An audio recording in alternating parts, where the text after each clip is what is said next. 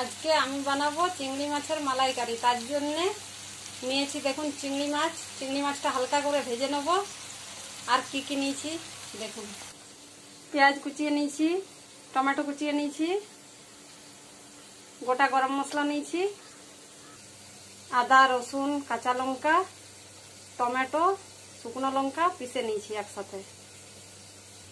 আর নিয়েছি নারকেলের দুধ বার করে, একটা নারকেলের দুধ বার করে নিয়ে নিয়েছি।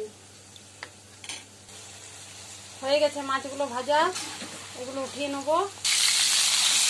সবগুলো দিয়ে দিলাম।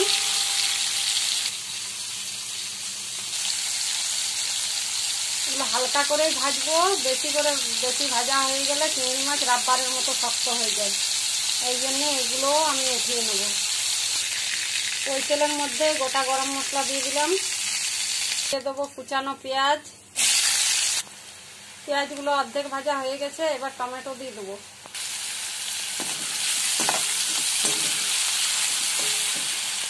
কালারের জন্য একটু কাশ্মীরি লঙ্কা গুঁড়ো দিয়ে দিলাম।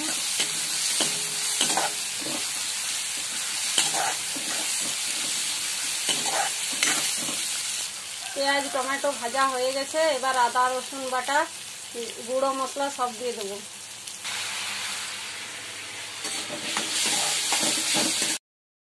মশলা কষানো হয়ে গেছে, দেখুন মশলার থেকে তেল ছেড়ে গেছে।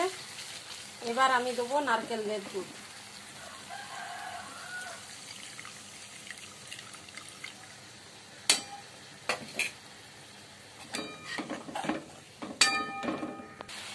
ফুটে গেছে, এবার আমি দিয়ে দেবো মাছগুলো। একটা নারকেলের দুধ পুরোটাই দিয়ে দিয়েছি।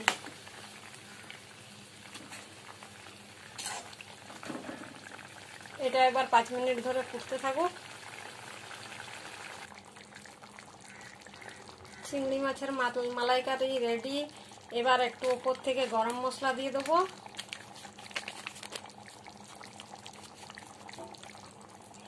আর দেবো ধনে পাতা।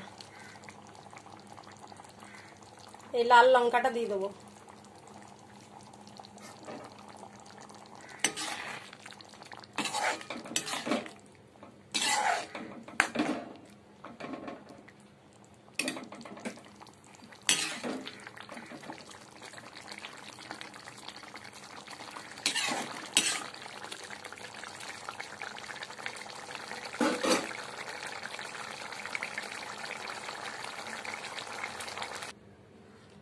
চিংড়ি মাছের মালাইকারি রেডি হয়ে গেছে। কে কে খেতে ভালোবাসো সেটাও বলবে, আর কে কে খাবে চলে আসো। এখনের মতো টাটা, দেখা হবে অন্য একটা ভিডিওতে। সবাই ভালো।